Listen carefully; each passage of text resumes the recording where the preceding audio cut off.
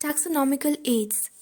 Taxonomic studies of various species of plants, animals, and other organisms are useful in agriculture, forestry, industry, and in general in knowing our bioresources and their diversity. These studies would require correct classification and identification of organisms. Identification of organisms require intensive laboratory and field studies. The collection of actual specimens of plants and animal species is essential and is the prime source of taxonomic studies. These are also fundamental to studies and essential for training in systematics. It is used for classification of an organism, and the information gathered is also stored along with the specimens. In some cases, the specimen is preserved for future studies. Biologists have established certain procedures and techniques to store and preserve the information as well as the specimens. Some of these are explained to help you understand the usage of these aids. Herbarium. Herbarium is a storehouse of collected plant specimens that are dried, pressed, and preserved on sheets. Further, these sheets are arranged according to a universally accepted system of classification. These specimens, along with their descriptions on herbarium sheets, become a storehouse or repository for future use. The herbarium sheets also carry a label providing information about date and place of collection, English, local and botanical names, family, collector's name, etc.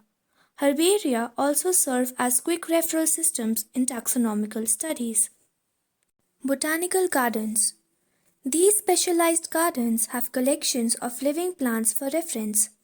Plant species in these gardens are grown for identification purposes, and each plant is labeled indicating its botanical, scientific name and its family.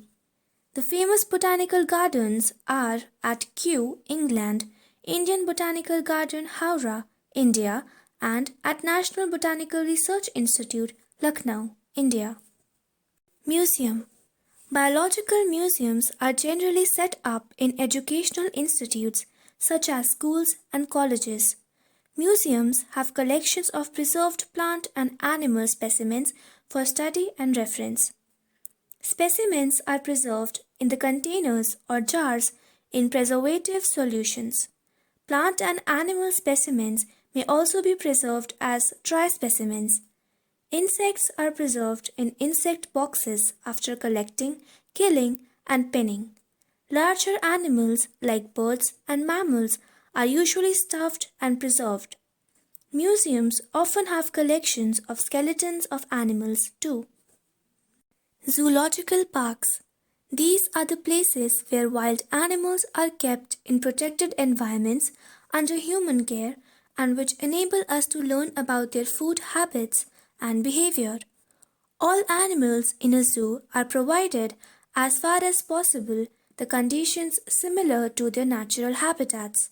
Children love visiting these parks, commonly called zoos. Key. Key is another taxonomical aid used for identification of plants and animals based on the similarities and dissimilarities. The keys are based on the contrasting characters, generally in a pair called couplet.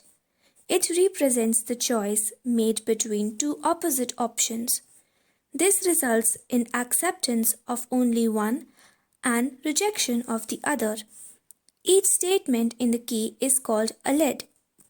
Separate taxonomic keys are required for each taxonomic category, such as family, genus, and species, for identification purposes. Keys are generally analytical in nature. Flora, manuals, monograms, and catalogs are some other means of recording descriptions.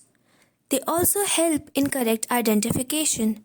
Flora contains the actual account of habitat and distribution of plants of a given area. These provide the index to the plant species found in a particular area. Manuals are useful in providing information for identification of names of species found in an area. Monographs contain information on any one taxon.